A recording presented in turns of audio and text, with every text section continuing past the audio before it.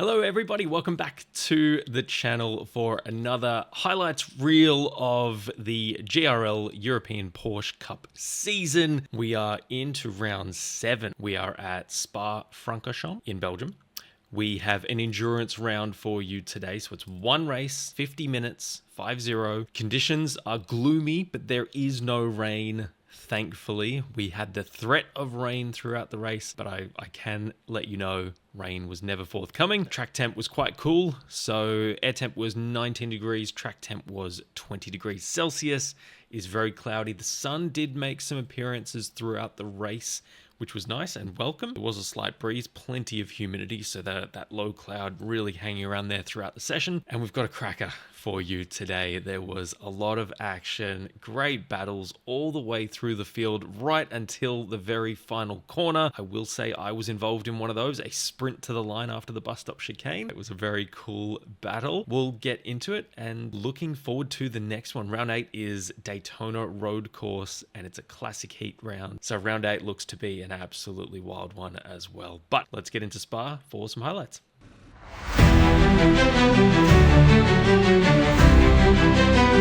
Let's go! F1 gamer dead on the grid! Okay, let's run through the grid today for our endurance round. Philipp Hamer takes pole with a 2-minute 19.898. Guy Edwards alongside him on the front row. Michael Schultz Cattleback for ASR is P3. Eamon Ratchety is P4. Jens Stichbury P5. Alexander Wilfert P6. Gilles Philippats is P7. Neil Killen is P8. We have Yannick Willems and Nick de Beck, 2 Pegasus cars, 9 and 10. Mark de Bruin is P11. Martijn Goertz is P12. We have Samuel Lindelof, a previous race winner, P13. Christopher Smith is P14. Robert Koppler is P16. We have Antonio Despotakis, one of our Monza winners, P17. Gregory Van Geenberg is P18. Frick Smith is P19. Alan Backley is P20. I am P21. Jack Davies alongside me in P22. And that rounds out our 22-car grid. Let's head to the grid. We're about to get underway. Philipp Hamer on the front row. Can he get a good breakaway?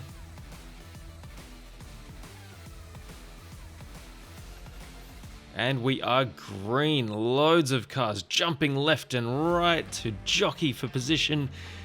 We've got Hamer taking the lead at turn 1. We have Christopher Smith jockeying for position there. Oh no, Yannick Willems is around. He's going to have to wait for the rest of the field to come through before he can take the exit of La Source and rejoin. Hamer goes up through Eau Rouge and then up to Radion as everyone looks for as much track position as they can get very early on. This is when you can make big gains. We've got 2 wildfire cars jockeying for position there. Mark de Bruin defending from me. I'm just on the back of Jens Stichbury, and this did not end well as I misjudged my braking point, and unfortunately, apologies, Jan, I definitely speared into your rear there and probably cost you a bit of speed. I do apologize.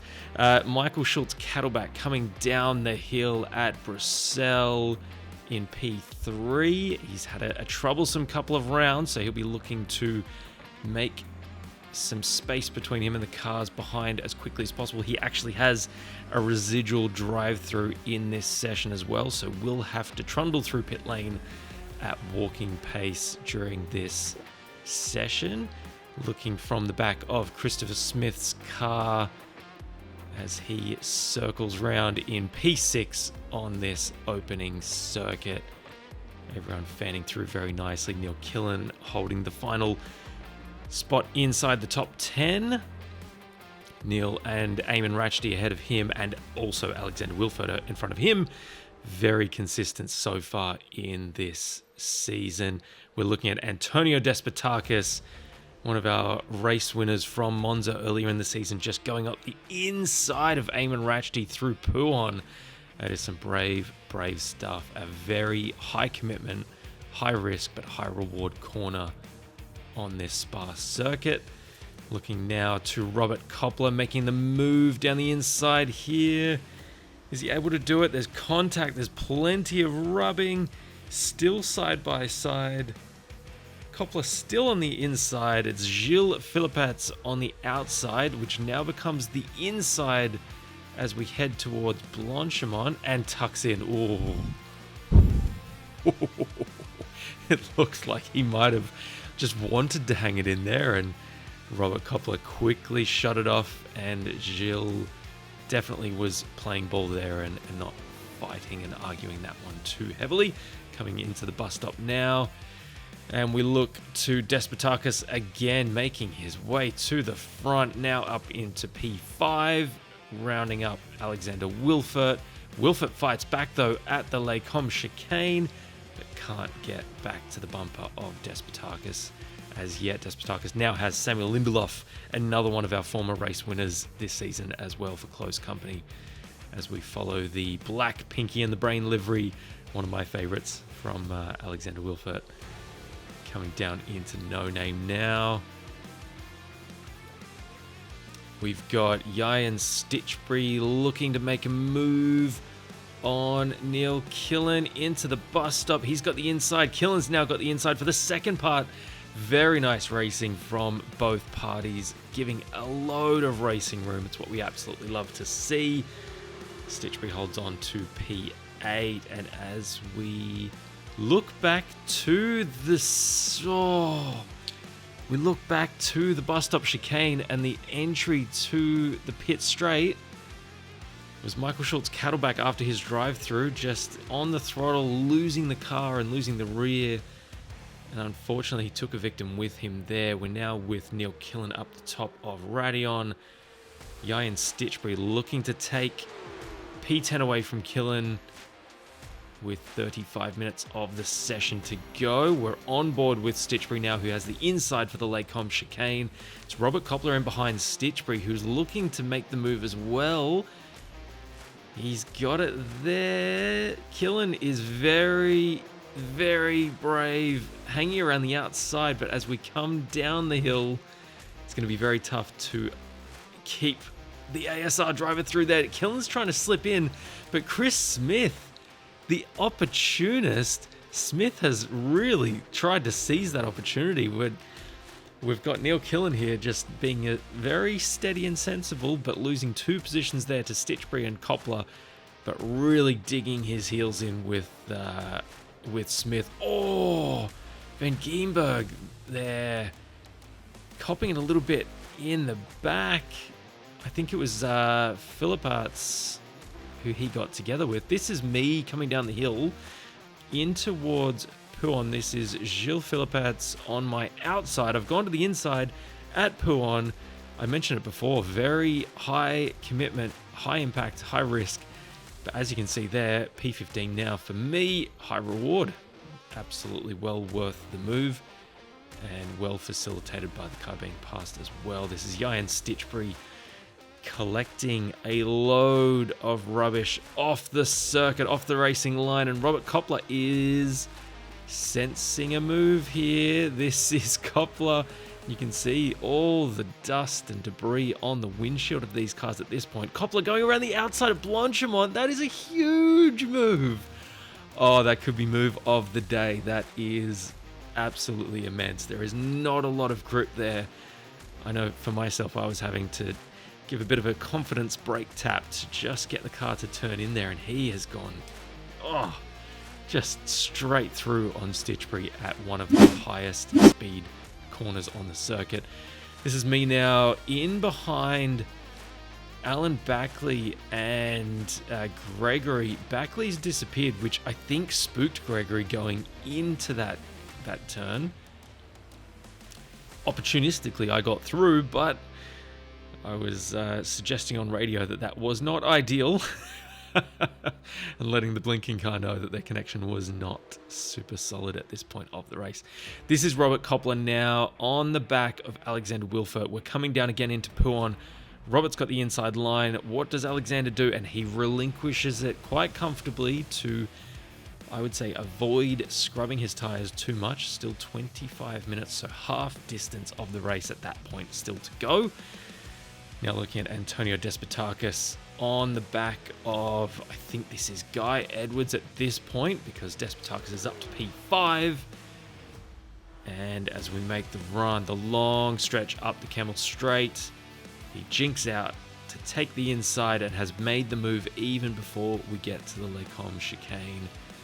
Job done. The RD Sim Sport car just needs to tuck in and hope to cling onto the coattails of Despotakis, who is making a fierce run to the front of the pack. This is Alan Backley coming into Pouon, carrying a lot of speed, too much speed, locks the rears. That is well held from Alan. That is awesome car control. May have done the old two-pedal Porsche Cup car trick that works an absolute treat in these cars. Don't ask me why, I have no idea, but it absolutely does work if you find yourself in a pickle losing control and losing grip rapidly. This is looking from the back of Alan Backley's car at Frick Smith. The Wildfire Racer getting very close to Alan's gearbox as he picks up a bit of dust and debris and gravel off the racing line. Frick follows him off the racing line. Oh, this is me with Gregory Van Geenberg behind. I've made a meal of the second Stavlo corner, and Gregory's now got the outside for Blanchimont. I am in no shape to fight this at this point. I was carrying a bit of damage and a bit of a loss of downforce at that point, so I've chosen to just tuck in. Gregory's done very well to make that move nice and clean as well. As we come up into the bus stop chicane, I'll absolutely keep the pressure on Gregory to keep him honest, but not necessarily my fight at this point of the race. This is Frick Smith and Martijn Gertz into Pouon. Smith's got a very narrow line. Gertz comes back through the racing line. Oh, maybe one for the stewards. Oh, Martin making me nervous. Eamon Ratchty's coming through. Oh, tucks in nicely. I think this is Mark de Bruin coming through very safely. There it is, Mark indeed. Whew, that could have been tight. All right, this is me again with Gregory, just keeping tabs on Gregory, trying to keep up pace, and I've lost the rears. Oh, just after the Les Combes chicane, I've gotten too eager on the throttle. Nice Scandinavian flick there. Is that Neil Killen coming through? It is Frick Smith. My teammate is about to come through as well. I'll do very well to keep him behind with the damage that I've inflicted on my beautiful Wildfire Racing Porsche. That was just a result of pushing too hard.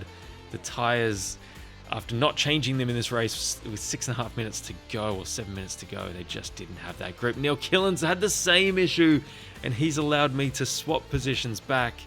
Frick Smith will come through following me in, and Neil has fallen out of the top 10. As a result, I'll gladly pick up the pieces and slot in there. Oh, last lap. We will keep tabs on the lead group. This is Antonio Despotakis, who has... Oh! Wow!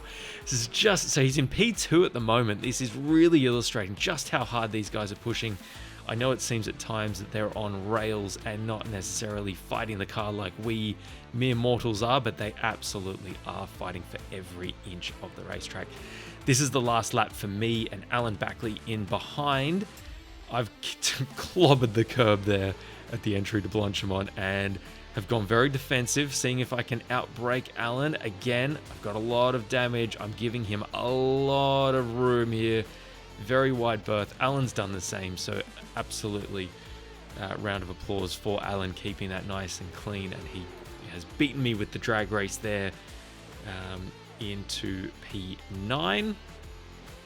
Philip Harmer is going to come through and win this one. He has won a hatful of races in this season. He's been almost untouchable when he's been on the grid, so huge congratulations go to Philip once again.